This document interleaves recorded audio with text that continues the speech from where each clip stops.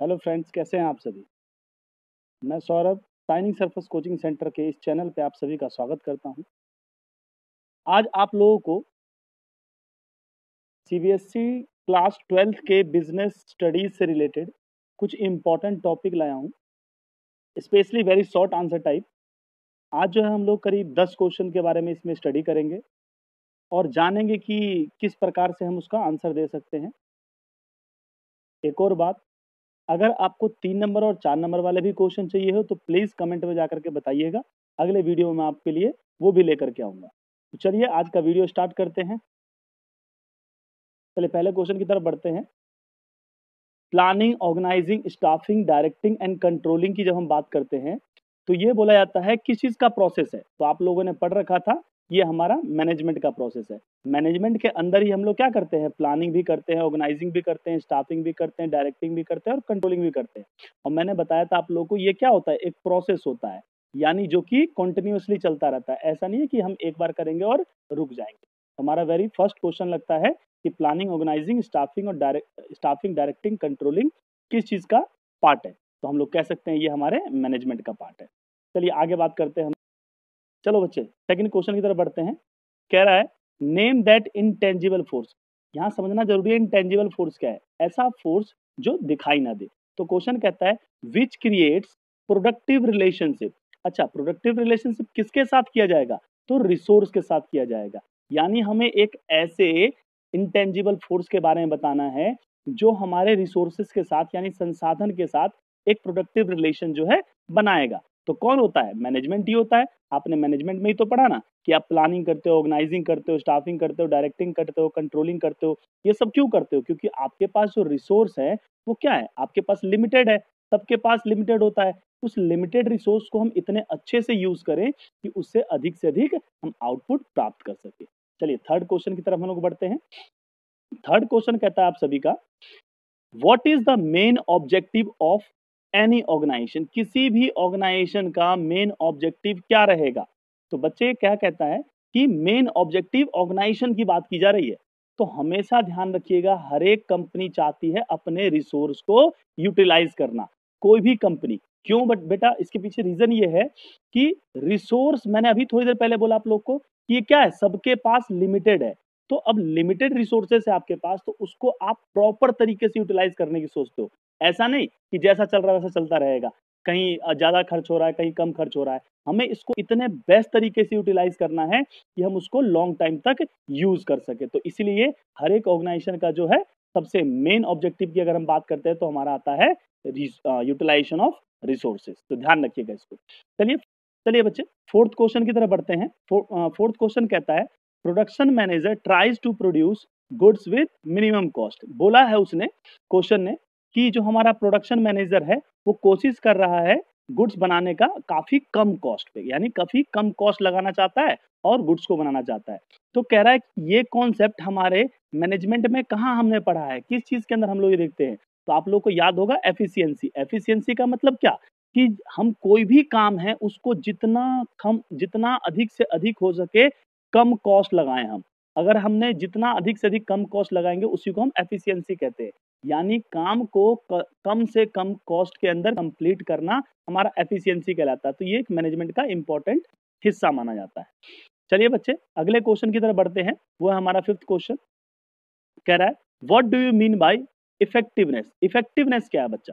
तो आप लोगों को बता चुका हूं मैं पहले भी, किसी भी काम को ऑन टाइम पर खत्म करना, किसी भी काम को ऑन टाइम पर कंप्लीट कर देना ही हमारा क्या कहलाता है, इफेक्टिवनेस। इसलिए देखो इसमें लिखा भी है आंसर में कि it means completing the task और अचीविंग द गोल्स। यानी हम काम को कंप्लीट कर सकते हैं या जो हमने गोल डिसाइड किया है उसको हम अचीव कर सकते हैं। किस पे, एक टाइम पर, जो टाइम हमें फिक्स किया गया है हम उसी टाइम पर उसको कंप्लीट कर दें। यहाँ पर हमारा पांचवा क्वेश्चन कंप्लीट होता है। बढ़ते हैं छठे क्वेश्चन की तरफ। छठा क्वेश्चन कहता है बच्चा आप लोगों को कि management is a group activity. ये बोल रहा है कि हाँ ये ग्रुप एक्टिविटी होता है, हम भी जानते हैं ग्रुप एक्टिविटी होता है। तो क्वेश्चन ने यही पूछा कि गिव रीजन, कि हम ऐसा क्यों कहते हैं कि ये एक जो है ग्रुप एक्टिविटी है। तो देखो बेटा आंसर कैसे लिखना है आप लोगों ने। An organization is a collection of diverse individual. हर एक ऑर्गेनाइजेशन में आपने देखा होगा अलग अलग लोगों को हायर किया जाता है विद नीड्स एंड पर्पस। जैसे कोई एचआर मैनेजर होगा, कोई सेल्स मैनेजर होगा, कोई प्रोडक्शन मैनेजर होगा। तो इस प्रकार से अलग अलग लोगों को जो है हम लोग हायर करते हैं। क्यों अलग अलग लोगों को हायर करते हैं? क्योंकि सबका एक अलग जरूरत होता है, एक अलग हमारा पर्पस होता है। तो इसलिए बोला बट दे वर्क टुगेदर, वो हमेशा एक साथ काम करते हैं। किस लिए काम करते हैं? कॉमन ऑर्गेनाइजेशन गोल को अचीव करने के लिए। यानी हमने जो फॉर्म का एक गोल डिसाइड किया होगा उसको अचीव करने के लिए वो एक साथ मिलकर के काम करते हैं। तो यहाँ पर बोला गया कि management is a group activity. किस कारण से? तो रीजन क्या बताया मैंने कि जो हमारा नीड्स एंड पर्पस है हर एक लोगों का वो अलग अलग होता है, और एक ग्रुप के अंदर आपको अलग अलग नीड्स एंड पर्पस के अकॉर्डिंग आपको इंसान को हायर करना पड़ेगा। बट उनका इंपॉर्टेंट क्या बात है कि वो एक साथ काम करने चाहिए। किसके लिए? ऑर्गेनाइजेशन के गोल को अचीव करने के लिए। यहाँ पर 6 क्वेश्चन हमारे खत्म हो गए बच्चे। बढ़े हैं 7वें क्वेश्चन की तरफ। चलिए देखिए जरा, 7वां क्वेश्चन हमारा कहता है in order to be successful an organisation must change its according to needs of the environment which character of management is highlighted in the statement. देखो बेटा, यहाँ पर बोला गया है कि जो हमारा बदलते हुए इन्वायरमेंट में जो काम करते हैं, यानी हमारा कोई भी बिजनेस है वो क्या होता है, एक बदलते हुए हम लोग एक चेंजिंग इन्वायरमेंट में काम करते हैं। तो मैनेजमेंट के किस स्टेटमेंट से हम इसको बता सकते हैं, किस फीचर से हम इसको जो है डिफाइन कर सकते हैं? तो याद होगा आप लोग को मैंने एक पढ़ाया था डायनामिक फंक्शन। यानी बोला गया तो इसका आंसर हो जाएगा हमारा management is a dynamic function.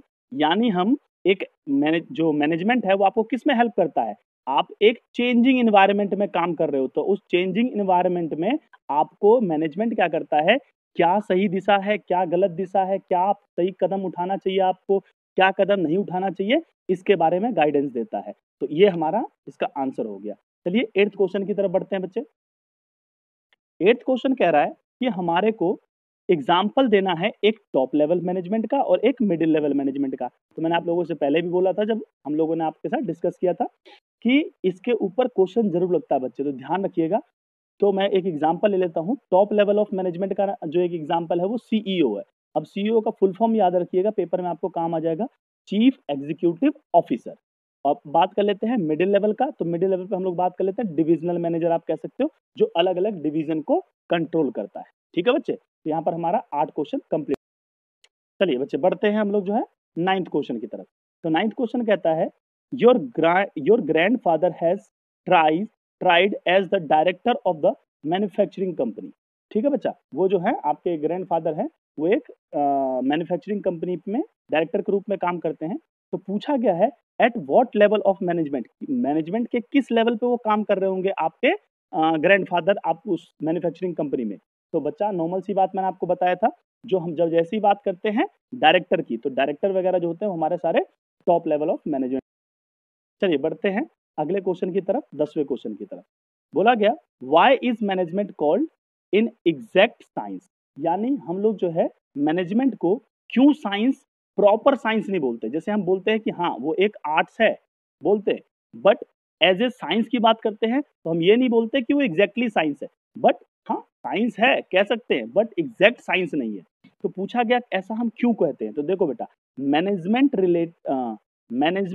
Relates human behaviour. जो मैनेजमेंट होता है वो ह्यूमन बिहेवियर को रिलेट करता है, जिसके कारण से क्या होता है, whose cause and effect is not certain. जिसके हम बात करते हैं तो कॉज एंड इफेक्ट यानी कारण और उसके परिणाम सर्टेन नहीं होते, फिक्स नहीं होते हैं बच्चे, ध्यान रखिएगा। यानी वो परिस्थिति के अकॉर्डिंग, कंडीशन के अकॉर्डिंग चेंज होता है। हर सिचुएशन में एक इंसान की सूझबूझ अलग हो सकती है। एक टाइम पे वो अलग प्रकार से सोचेगा, अगले टाइम पे अलग प्रकार से सोचेगा। बट जब हम साइंस की बात करते हैं तो वो सिचुएशन देख करके बात नहीं करता, वो एक पर्सन टू पर्सन देख करके बात नहीं करता, वो रिजिड होता है काफी, यानी फिक्स्ड होता है। जो जैसा है वो वैसा ही रहेगा, जो रूल्स रेगुलेशन है वही रूल्स रेगुलेशन रहेंगे। तो इस प्रकार से आज हम लोगों ने जो है आपके 10 क्वेश्चन कंप्लीट किए। होप सो कि आप लोगों को ये पसंद आया होगा। प्लीज अगर आपको ये वीडियो यूजफुल लगा हो तो लाइक जरूर कीजिएगा और अधिक से अधिक अपने फ्रेंड्स के साथ शेयर कीजिए ताकि वो भी इसका फायदा उठा सके। और सबसे इम्पोर्टेंट चीज़ है कि अगर आपको 3 मार्क्स वाले या 4 मार्क्स वाले क्वेश्चन चाहिए हो तो आप जरूर कमेंट कीजिएगा, वो भी हम आपके साथ डिस्कस करेंगे। थैंक यू वेरी मच अपना कीमती समय देने के लिए। बाय, टेक केयर, तब्बा खैर, एंजॉय योर लाइफ।